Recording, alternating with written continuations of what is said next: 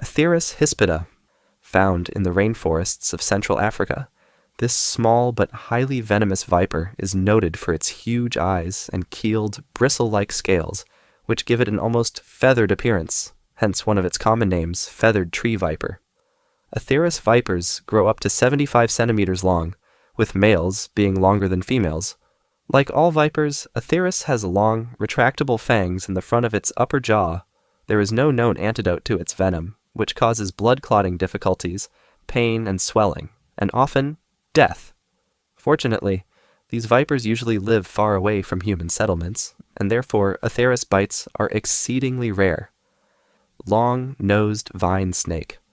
Once again native to southeastern Asia, the long-nosed vine snake is a highly advanced arboreal predator. Unlike other snakes, it has excellent binocular vision, which allows it to strike at prey with great accuracy. Its eyes are also unusual in having horizontal, keyhole-shaped pupils. Its vine-like body hides the snake from both predators and prey, even the tongue is bright green, and its light weight allows it to move quickly through the foliage and even reach from one branch to another with half of its body on the air. They feed mostly on lizards and frogs, and although they are venomous, they pose no serious threat to humans. Pain and swelling are usually the only symptoms after being bitten by a vine snake, and the symptoms disappear within a few days. Elephant trunk snake. This weird snake is found mostly in Indonesia, although some close relatives are also found in Australia. It gets its name from its unusual skin, which is wrinkled and baggy, and gives the impression of being several sizes too large for the snake. The scales are also unusual. They are large and knobby, hence the snake's alternate common name, warty snake. They can grow up to 2.5 meters long. Elephant trunk snakes are completely aquatic and are practically helpless on land. They can't slither because they lack the broad scales in the belly that are common to most snakes, and an important aid when moving on land.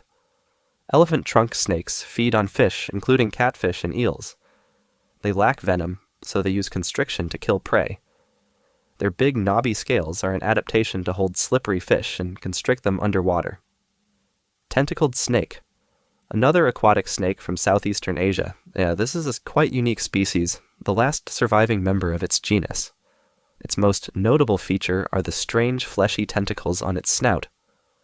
These tentacles are actually highly sensitive mechanosensors, which allow the snake to detect movement in the water and strike at any unfortunate fish that swims nearby.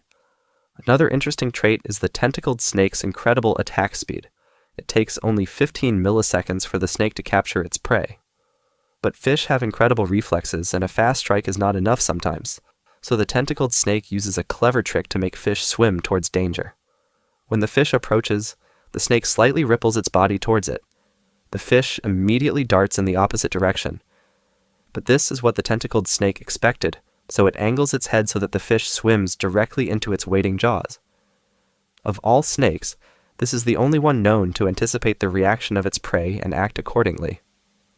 Although the tentacled snake is venomous, it poses no threat to humans. It is rather small, at only 90 centimeters long. Just like the elephant trunk snake, it is fully aquatic and can barely move on land. Langaha nasuta. This is easily one of the weirdest reptiles in the world. Just like the Asian vine snake, the Langaha snake, also known as the leaf-nosed snake, is adapted to an arboreal lifestyle and feeds mostly on lizards. Its most interesting trait is, of course, the weird horn or projection on its snout. Both genders have this weird ornament, but males and females look very different from each other. Males are yellowish and have smooth skin and a sharp-pointed horn, while females have rough-looking brown scales and a flat, leaf-shaped and serrated horn. This is one of the few cases in which a snake's gender can be determined easily at first sight. Langaha nasuta snakes are found only in Madagascar's endangered rainforests.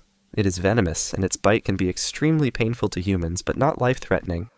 Horned viper. Found in the deserts of northern Africa and the Middle East, horned vipers are small, usually under 50 centimeters long. They often have a pair of horns over the eyes, but there are also some individuals that lack them completely, and, therefore, can be easily mistaken for other vipers. They are venomous, but their bite is usually non-fatal to humans. When threatened, they rub their coils together to produce a warning sound before they strike. The horned viper was formerly named Cerastes cerastes in 1768, by Austrian naturalist Nicolaus Laurenti. Cerastes was a mythical Greek monster, a serpent that hid under the sand in the desert and ambushed any passing creature using its horns as a lure. Ironically, the horned viper itself may have been the real-life inspiration for the mythical Cerastes. Indeed, the horned viper hunts by hiding under the sand, leaving only its horns, eyes, and nose exposed, and striking at any small animal, mostly rodents and lizards, that comes close. Ancient observers may have exaggerated the snake's size and dangerousness, giving origin to the Cerastes myth, which Laurenti remembered when naming the horned viper centuries later. The horned viper's horns, however, are not used as a lure. To date, no one really knows what the horns are used for, or why some horned vipers have them and some don't. Burrowing asp. The burrowing asp is a smallish snake from Africa that spends most of its time underground. It feeds on rodents, and has enlarged fangs that function basically as venomous saber teeth, protruding out of the mouth when in use. This means that the burrowing asp can bite without even opening its mouth, which is very useful since it prevents dirt from entering the snake's mouth during the struggle. The fangs are also flexible and can be moved independently from each other, meaning that the snake can stab its prey sideways with one fang, and once it has killed its victim, it can use the movable fangs to actively manipulate the prey's body for easier swallowing. Burrowing asps are venomous, and there are cases of children dying after a bite. However, in adult humans, the venom is usually not lethal. Due to the cardiotoxic and necrotic properties of the snake's venom and its ability to inject it deeper than other snakes, harassing or manipulating a burrowing asp should always be avoided. Flying snake. Flying snakes are found in the rainforests of India and southeastern Asia. Despite their rather alarming name, they can't actually fly.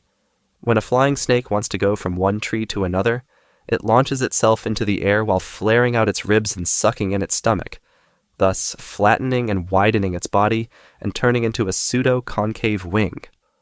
As amazing as it may sound, flying snakes are even better gliders than flying squirrels. While squirrels can glide up to 60 meters from one tree to another, flying snakes can glide up to 100 meters or more, and they actually slither in mid-air, which gives them better stability and some degree of control over their flight. Flying snakes are venomous, but not dangerous to humans. They feed mostly on lizards and other small animals, and spend most of their time up trees. That's all for today. Thanks for watching, and see you next time.